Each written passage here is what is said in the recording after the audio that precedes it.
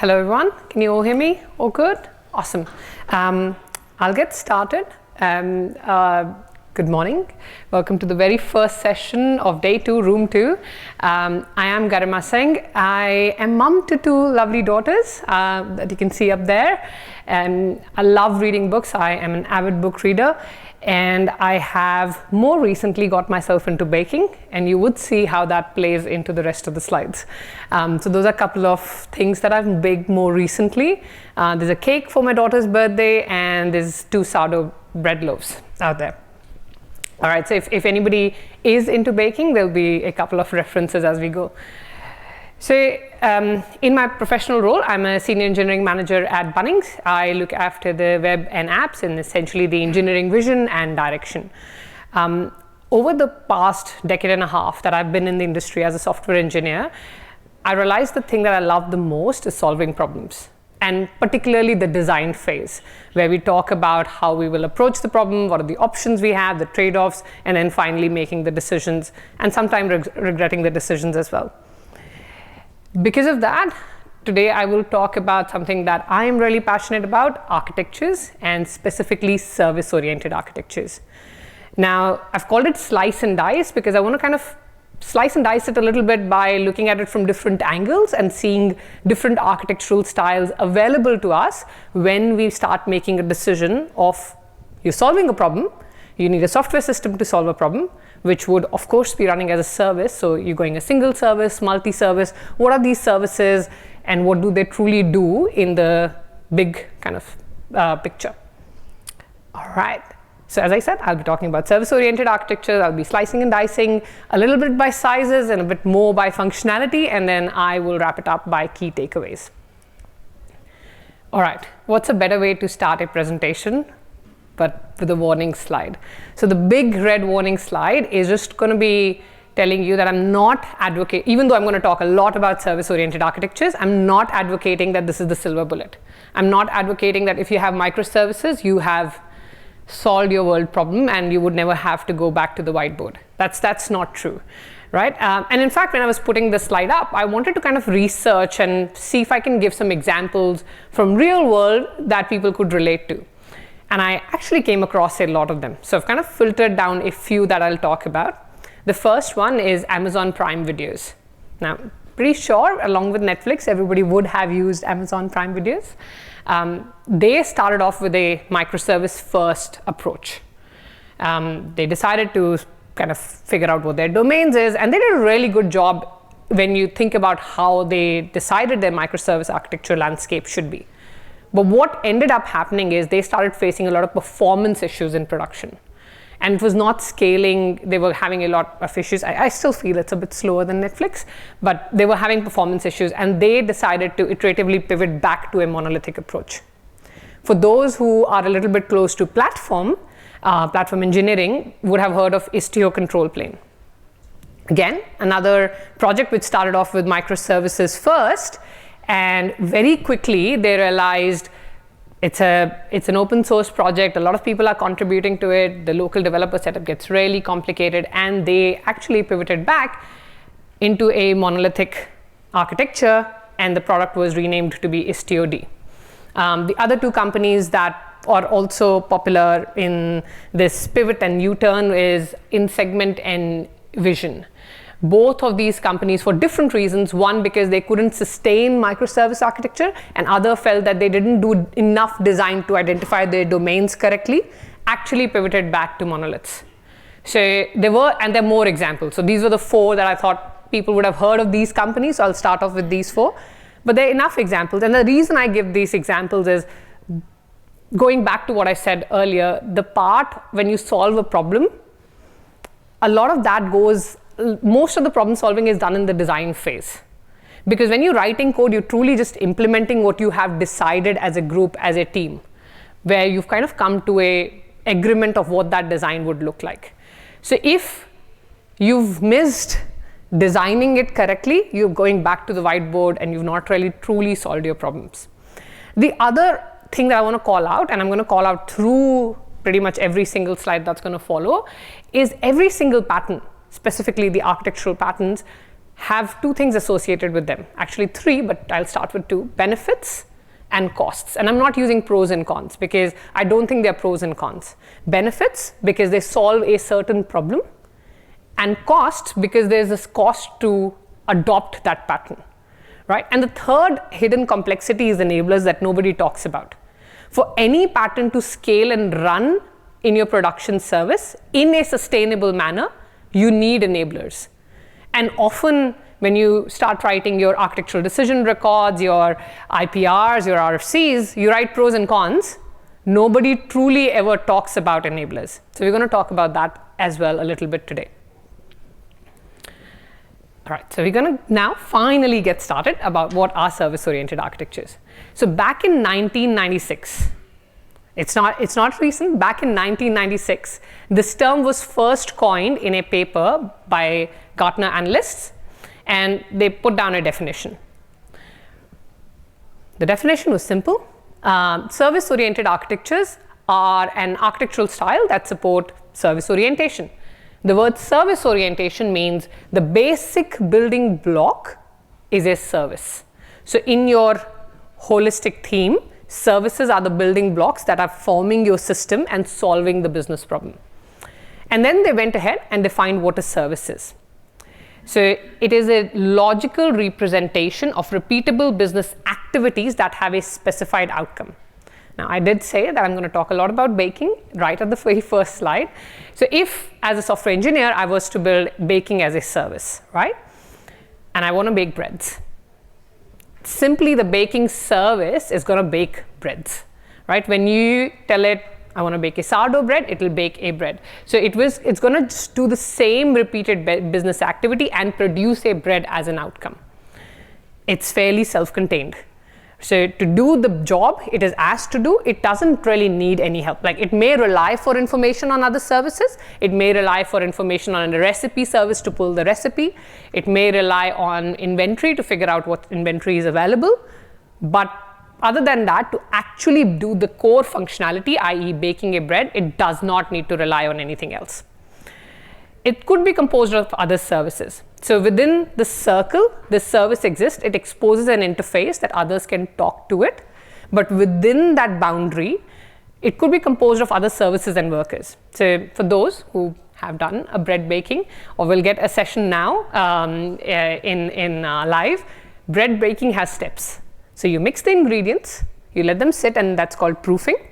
You then actually preheat your oven and make sure you bake it, and then you have a cooling period after that. So these steps could, and they have waiting periods between them. These steps could be separate workers or services, and they can communicate with each other and say, okay, here you go, I've done my job, you need to wait and you need to start.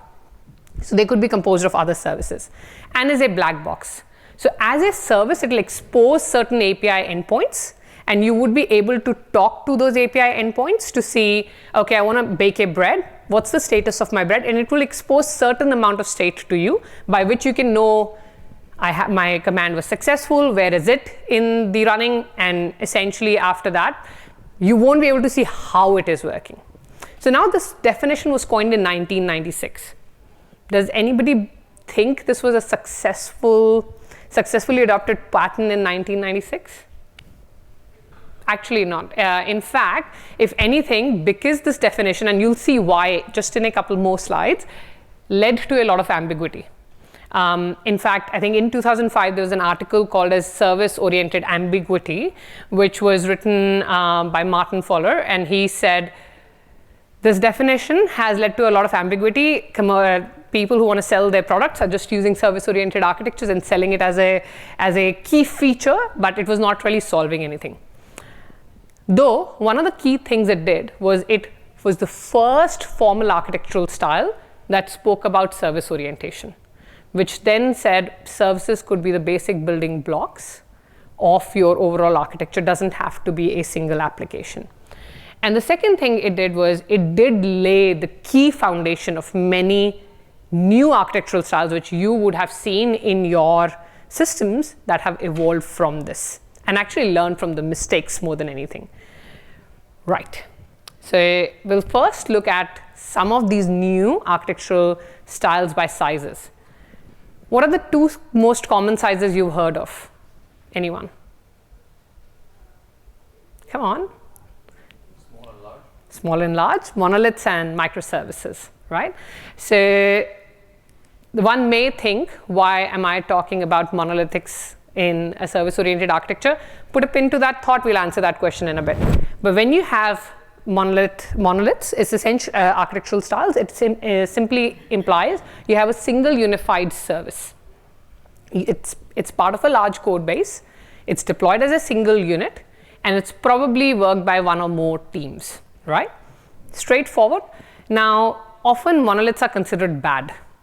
I don't know why, but often they're considered bad. And I think my hypothesis on this one is because they're considered to be legacy application, which they are not. If you've written a monolith right, it's not a legacy application. A lot of startups, even today, actually write monolithic code base that they're able to maintain for the next many years, right? There was a demo at a conference a couple of months back where one of the Australian payment providers bought up their actual code base and did some refactoring live. It was a monolithic application. A payment provider, it's a lot of business logic in a payment provider. It was a monolithic application. In fact, if I go back to the first company I started with, it was a monolithic application. We were roughly 25, 30 devs working on it. And I can put my hand on my heart and say, even if I look at that code base today, I would probably remember it in a day or two's time. It was that cleanly written. So what makes monoliths not legacy is the decisions you make for it. So let's go back to my baking example. Now, being a software engineer and somebody who's now starting to develop passion for baking, let's say I want to start my own small micro bakery where I can service my local cafes in the area with artisan breads and gourmet sourdoughs, etc. So I decided to write a simple application that can help me manage all the incoming orders I have and also intelligently tell me, along with my work schedule, how will I schedule the orders, and I'll work on them. So what will my monolith look like? It'll be a single code base, as I said, and look up, you have those 4 big modules. So now I'm using the word modules here, but I've not really described how would you know what's a module. I've not really spoken about that.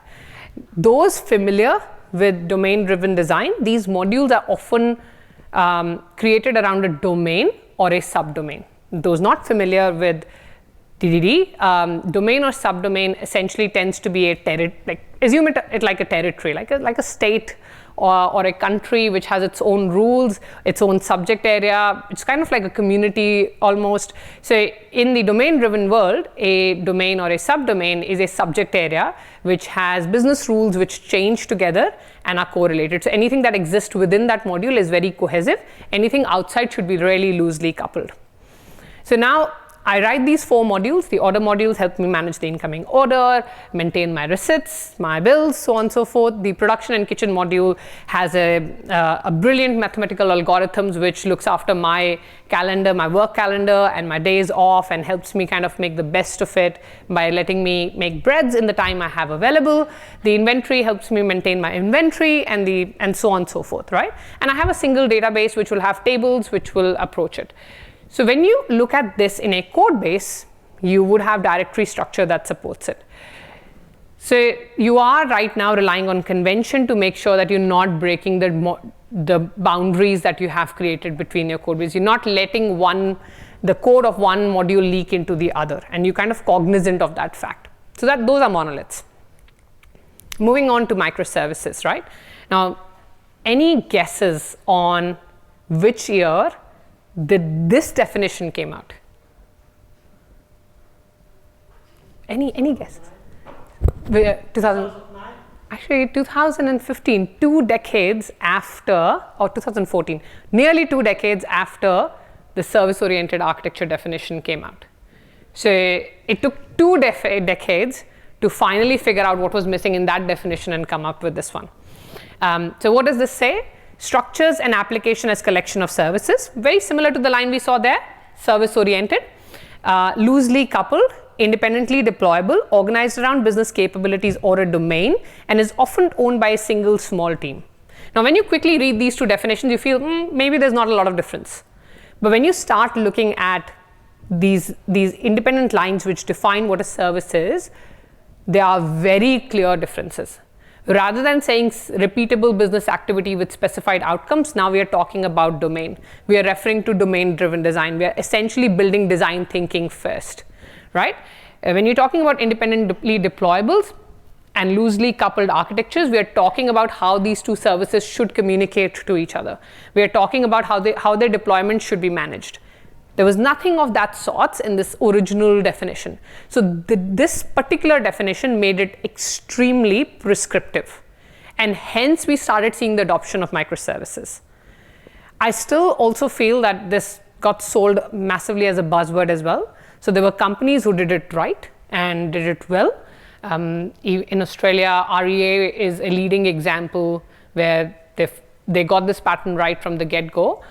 I've also, I've worked a lot of my life in the consulting world. I've seen this pattern being misused.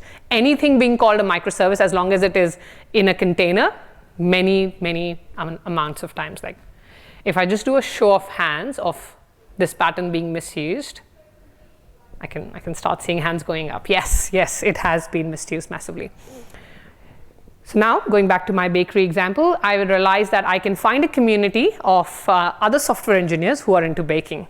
And I can take my application to the next level saying, we all software engineers plus bakers will maintain a code base, and we would all put our schedules in it, and it will help not just me, but other similar community who want to have their own micro bakery. And I want to do it in a microservice way so that individuals can contribute and they don't have to worry about understanding the whole code base. They can just do with a smaller code base that they want to contribute in. So what would the diagram you just saw a slide back now look like when we think about microservices? Probably like this.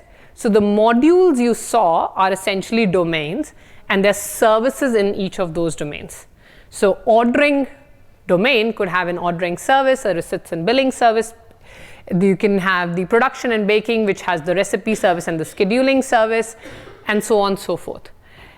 Often companies that start off monolith first and have done good job at understanding their modules, when faced with a problem of scale and truly asked to challenged in a sense, not asked, but challenged in a sense that they have to move to microservices, those modules already act in a way that can easily allow you to move away. So how you make your original decisions help you kind of later in stages when you want to kind of pivot your decisions. There was a talk yesterday about emu wars in DDD. If you've not seen that, you would already know how you can never win an emu war if you've designed it wrong, or it's going to take much longer. All right, so the question I said when I spoke about monoliths was, why did I speak about monoliths and service-oriented architectures? Like, how does that make sense? It does, because what happens is when you have a lot of services, especially in medium to large scale businesses and even some of the smaller businesses, you don't build everything in-house. You build all the things that are your core distinguishers in-house, but you do want to reach to market quickly. There are some really good products out there that you can use. Example, let's say I've created a scheduling service which does some kind of algorithm to figure out how should I kind of schedule my day to make the most out of it, right? Now, I remember a couple of years back before I joined Bunnings, I was interviewing at that time, and I interviewed for this company which had a set of mathematical geniuses on their team, because they could actually, they were doing rostering and scheduling systems. And that needs algorithm genius. I am not a mathematical genius, right? Give me two numbers fairly big enough to multiply, I need my calculator up there. So I might be better off kind of saying, scheduling is not really my domain. I don't yet have a software engineer who's a mathematical genius who can help me solve this problem on my team. So maybe I'll just go out and look at that company that has solved this problem with a couple of mathematical geniuses and maybe buy off-the-shelf software. Right? which could be a monolith. So it could be it could be based on microservice, or it could be a monolith. In fact, there are a lot of monoliths that we often use, like there are content management systems, there are other e-commerce platforms. They all are fairly monolithic in nature even today. So when we think about this, typically in production, you have services that you may have built ground up, but you may also rely on monoliths, even in-house built, but also bought off the shelf. Right? If I was pivoting from my first architecture to this architecture, I might not have pivoted everything. I might have started pulling some of the modules out, and some might come later. So realistic architectures tend to be a hybrid. All right. With that, so now we looked at sizes a little bit by functionality. So what happened after, in the sense of like historical events that I'm talking about, what happened after microservices were introduced? The companies that adopted it correctly started seeing a lot of domain services, right? There were good domain services, but there was a big chunky UI layer. Now, how people used to work on it, sometimes each team had UI experts working on that UI layer, stepping on each other's toes. There was no clear idea on how would they really truly work their UI layer and create modules in that sense. Because now we were moving away from MVCs into these domain services. Additionally, the other option of this was you just had a UI team, a set of front-end devs, and a lot of devs working aligned in the domain team. And this was not working out. So we had the UI layer. So if you look at the layered architectures, you have the UI layer, you have the application layer, you have the business layer, and the database layer. The idea was we want to have vertically sliced teams and not horizontally sliced teams with the same talent in a single team. So essentially, when we started looking at functionality, we realized microservices is solving a problem pretty much in one domain, but the pattern is really useful and can be also applied to other domains. So what does it look like in some of these other layers? So starting from the top layer, the UI layer, the pattern, which is again not an extremely old one, probably this one is a decade. This one followed microservices a couple of years later, called as micro frontends. Now, this one is an architectural style where you kind of have independently deliverable front-end applications, which kind of come together to form the whole. Still loosely coupled, independently deployable, owned by a single team, and preferably the same team that owns the domain service, right? So now what we have done is we've sliced the UI, and there are a lot, like the first time I worked on a micro frontend project, the web modules hadn't published module federation, so they kind of build up their own ways to stitch the whole UI together. But now there are a lot more frameworks that allow you to do it without having to build a lot of this code up. It offered a lot of benefits, like going back to the benefits and cost, it offered a lot of benefits. It solved for teams kind of having UI developers sit with them. From a product perspective, the whole product vision sat in a single team. The code base size got smaller. Also, it gave a bit more independence of choice of languages. We did see companies having React and Angular both sitting together, but it also has costs associated with it, right? When you go down the path of micro frontend, now each team has a couple of front-enders in them. And you have call to action buttons which look different across all over your website. Again, there's another talk that I attended from the Reese developers a couple of months back, and they were talking about how many different call to action styles they had on the website. It was a 3-digit number. So essentially, you then start there are costs on how you will keep your UI still feeling a single user experience. You still have to figure out how would you not blow up the number of language choices you have, which will start impacting the performance, because all these frameworks are now being loaded on the fly on your web browser. How do you have that governance layer? So it has costs and enablers you have to think about as well. So now, again, going back to the bakery example, we are doing really good job. We're servicing all the businesses from our microbreweries, all these software engineers have set up. We figured out we also are good at other things like making jams and pickles. So maybe we should have our website where people can directly buy off us. And I want to do it in form of micro frontend. So what would that mean? So if this is my product page, You might have certain things which are shared, which could be as a common thing that everybody, it's a common library which is worked by, let's say, a common front-end team that supports the pattern. It's an enabler. But if you look at the product details there, so the sourdough bread, the image, the details, that's all coming from the product micro front-end. When you look at the add to cart button, it's coming from the checkout micro front-end, or it's coming from, let's say, the ordering micro front-end. And the related items, like maybe this cheese really goes well with this sourdough bread, or this jam goes really well with it, is coming from the recommended microservice, right? Micro front-end. So essentially what you've seen here is I've allowed multiple people to co-develop without having to worry about a big UI layer. Now, the problem I'm stating here is too small to really explore this pattern, but when you come to your companies and places that you work at, the size can grow really quickly if your business is doing very well. In fact, at Bunnings, we saw our team scale from a group of 30 people to 150 people very quickly, right? We still haven't adopted this specific pattern, but there is, we probably are at a point where we need to stop and rethink. All right, so micro frontends. Now, with micro frontends kind of coming into picture, the next layer is the application layer. Whether or not you have micro frontends, you can potentially have different channels. So you can have a website and you can have a mobile. So application layer is often the layer which helps kind of orchestrate a lot of downstream domain calls. So let's say to have the product details coming here, what I really need to do is I need to call the product API endpoint. I need to also call the pricing endpoint. I probably need to also call the maybe the reviews endpoint to get the stars this product has got to create this product tile. So I'm talking to a lot of different domains, right? There's a lot of orchestration going on. When I call these API endpoints, they can return me a huge payload, which I would probably need to consolidate, which is great for maybe doing it when you have a website, but when you have a mobile, network calls are expensive and you need to start thinking about that. So a pattern that followed micro frontends very quickly right after that was referred to as Backend for frontends.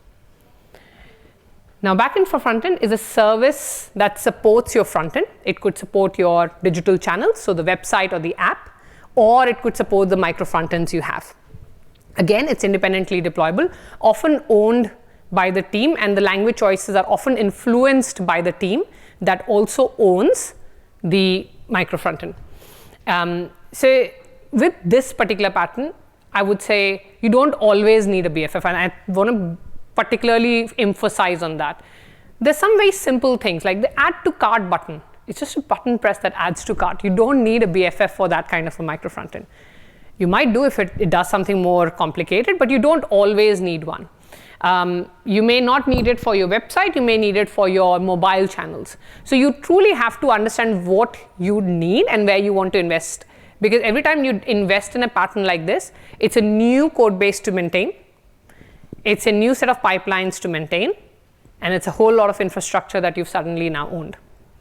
So what does this pattern look like? So in this case, I've said there's a mobile BFF and a web BFF.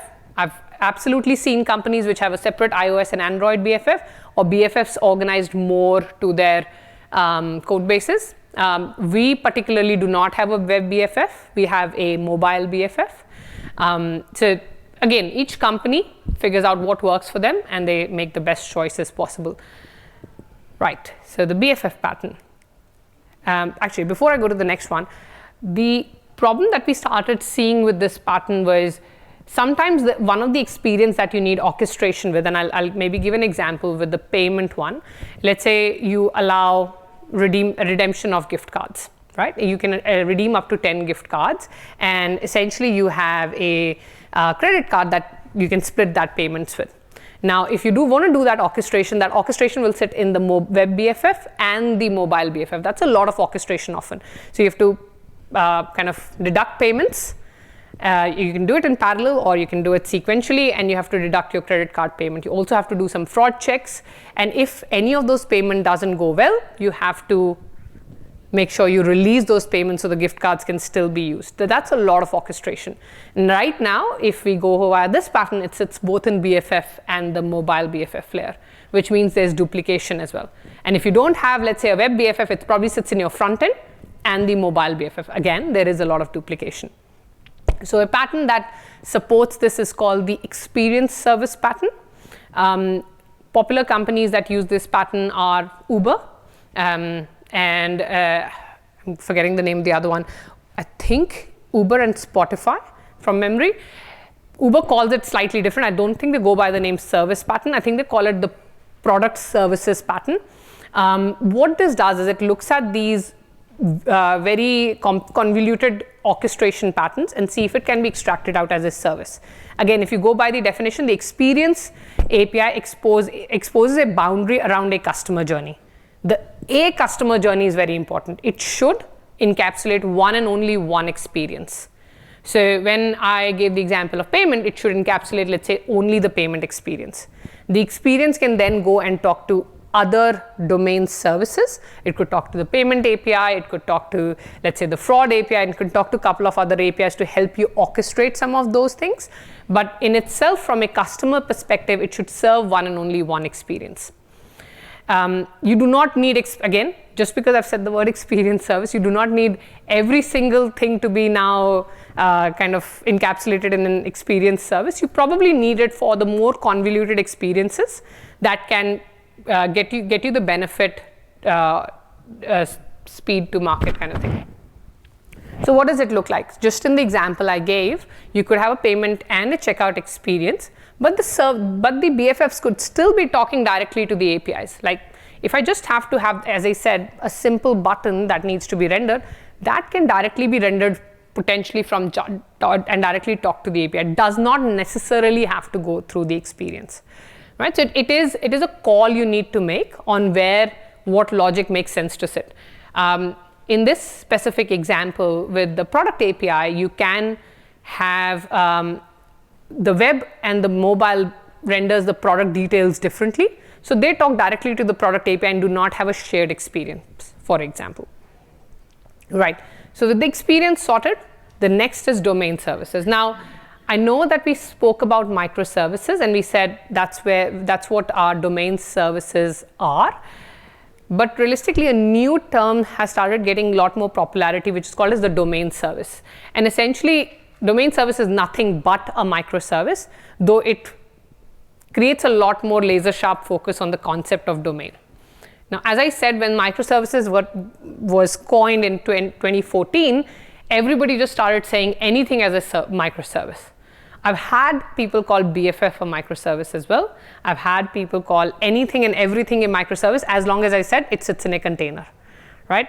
Which is not true. And I personally felt with the introduction of domain services, for me, it gave it a bit more, the final polish that it needed to get.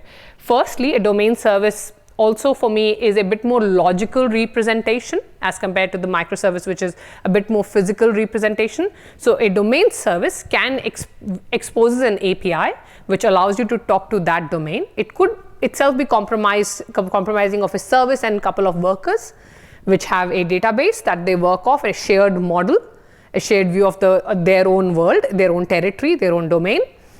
And it then creates a laser sharp focus that you have to think of domain first before you create a service. You just can't assume this is a microservice. You have to be really working your way forward to believe it's a microservice. I'm just going to check how I'm doing for the time. I'm doing pretty okay. Now, here, I kind of also introduced the categorization of core, supporting, and generic domains. So there are often three types of domain which kind of help you understand how you want to approach your domain services. The core domains allow you to essentially say, this is the bread and butter of your company, right? Let's say if you are an e-commerce business, selling products is the bread and butter of your company. Probably what you should be developing should be a core domain service on how you manage your products and your pricing and your items, because it's going to give you the edge over the rest of the world. Supporting domains are often domains which probably are not your bread and butter, like loyalty domain could be a supporting domain, personalization could be a supporting domain, and you have a bit of a choice. Do you want to build something scratch up, or would you prefer going to the market for this and kind of finding some products? And generic domains are things like payment provider. You rather use Stripe than build a whole payment provider ground up in your company and have to worry about those things. You still sometimes tend to build it in-house if it has a lot of customization, but often generic domains are things like emailing service or data storage problems or other problems that are very well and nicely solved by the world. So this one is a no-brainer. What does the domain service look like? It looks like that. So the last in the layer is the domain service. Now on this diagram, I've drawn all the boxes just to kind of show them in context of each other. You don't need every single layer. Like if you do not have an app, you just have a website, you probably do not need BFFs, doesn't make sense. You might still need one. You may not need experience services. Some of that experience can be orchestrated by your BFF because you don't really have to share it and you're kind of just creating another layer for the sake of it. So there's a lot of consideration that goes into it. And that takes me to a couple of key takeaways that I want to talk about today. So when I started off, I said benefits, I said costs and enablers. And I want to kind of focus on that a little bit more now. With each of these architectural patterns, and I've thrown a lot at you, the key reason of talking through all these patterns on a single plane of glass was to be able to show what unique problems they solve, right? It was to kind of put them all on a single page and say, when you are thinking about creating a service, you need to understand what type of service you're creating. So you can create the right boundaries. So when you're going on a whiteboard or when you're going on your Miro boards or more other digital boards in the hybrid working environments, you know what conversations you're having, right? You're asking the right questions. So each of these architectural problems solves different problems and offer unique advantages. With microservices, you're now enabled to probably support more than one languages. Specifically with teams that are located in multiple locations, let's say you have a team which you have in Australia, but one offshore team, you realize Australia is a much more .NET heavy market for backend services, but your other team that sits, let's say, in one of the offshore places, it's easier to find Golang developers. You can then support multiple languages in your stack because each of these repositories are now giving you an offer to kind of scale, hire the right talent in the right market. Probably also solving the problem, like when you have a monolith, the only way to scale is by throwing more resources at the box.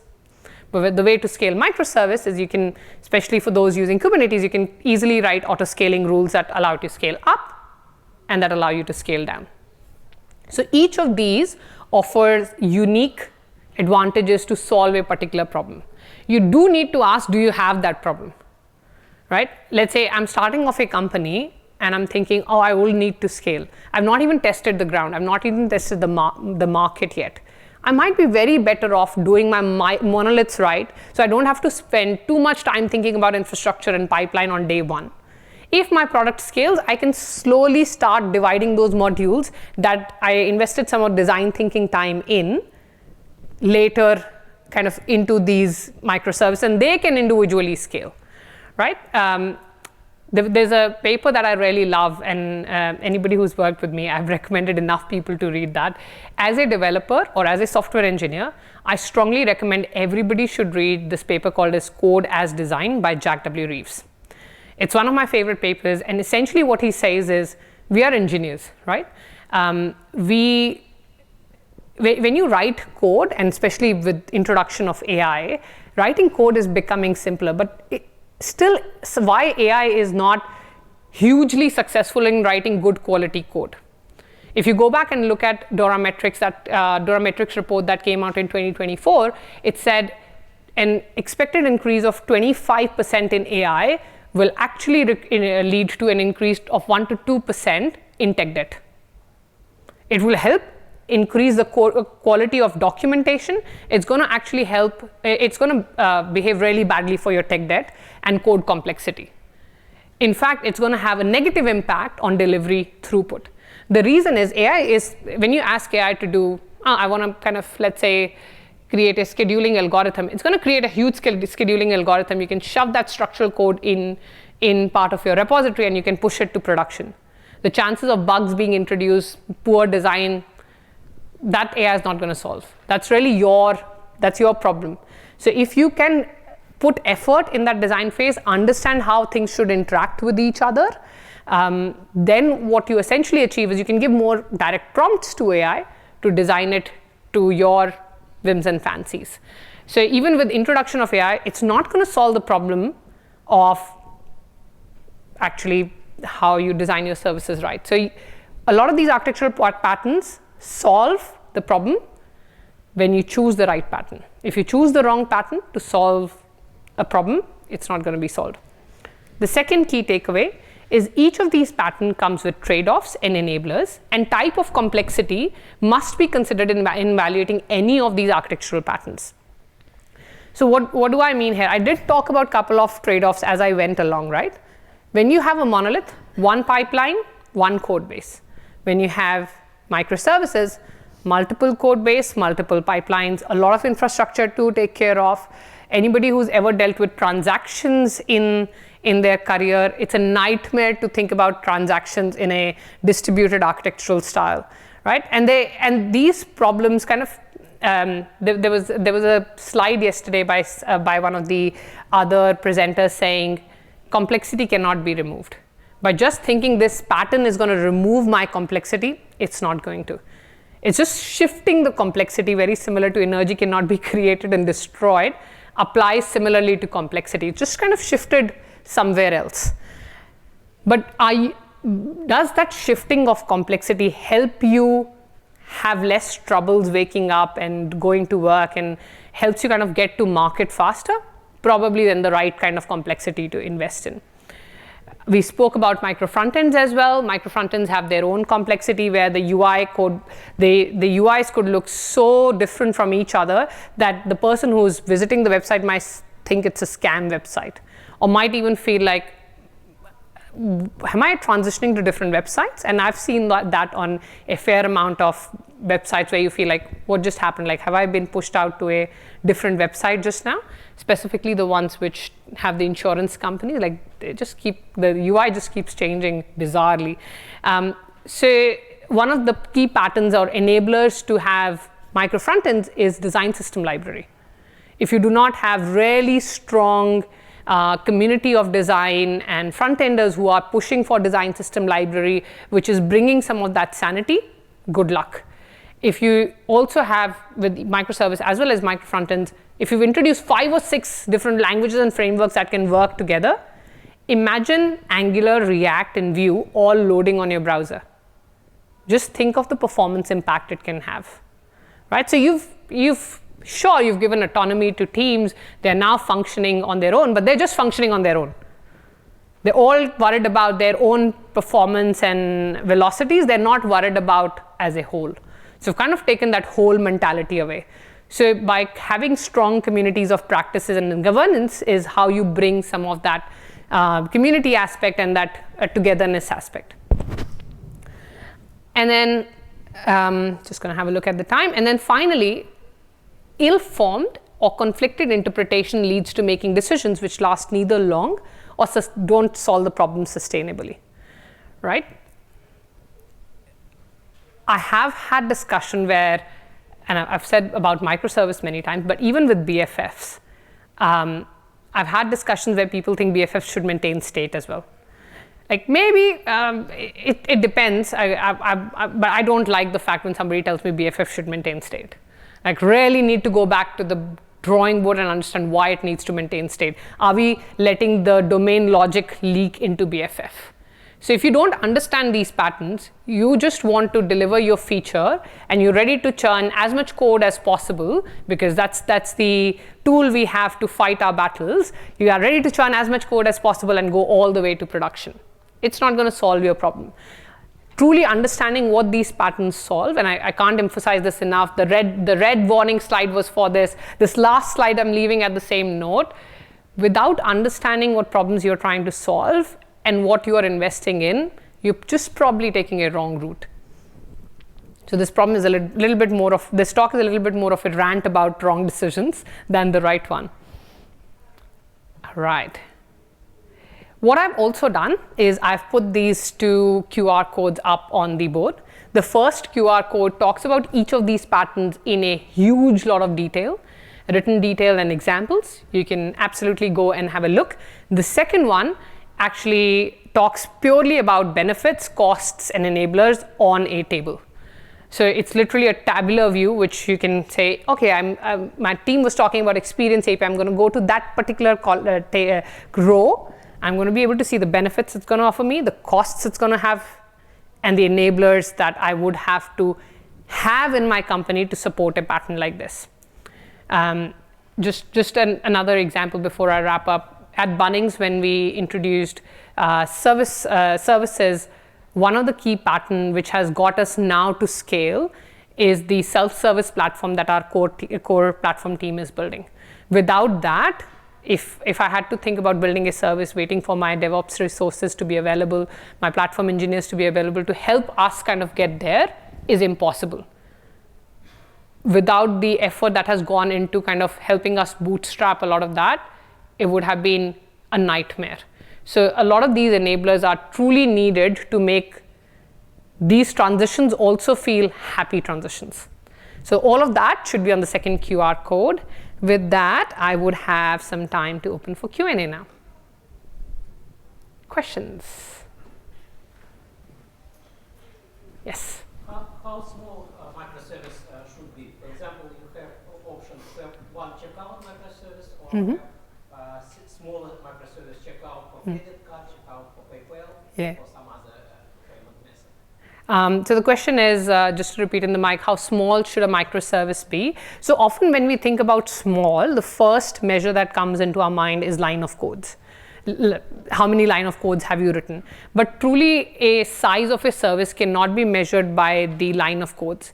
It's essentially what can fit in your brain, right? So and that is only possible when you chunk your service to a domain. So let's say if you are able to chunk your service to a payment domain, it will only have all the rules that sit together, which are purely, let's say, payment specific rules. So when as a developer you go there, it all will fit in your mind. It will all come together very quickly. The code will act as a documentation. You would not have to go in 10,000 different places. So the answer to that question is, it's not usually by the line of code. It's essentially by the context that can sit in your brain. I know it's a bit more of a it depends answer, but it truly does depend. A domain like payment can be slightly bigger than a domain like simple, let's say, list of products. And a pricing domain might be even more complicated depending on special pricing that you might have to offer under certain condition. So these domains can vary in terms of the business complexity, which is often referred to as essential complexity.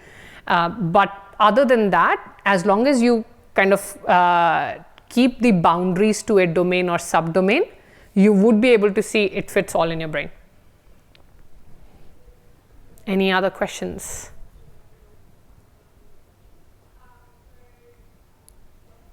All right. Okay.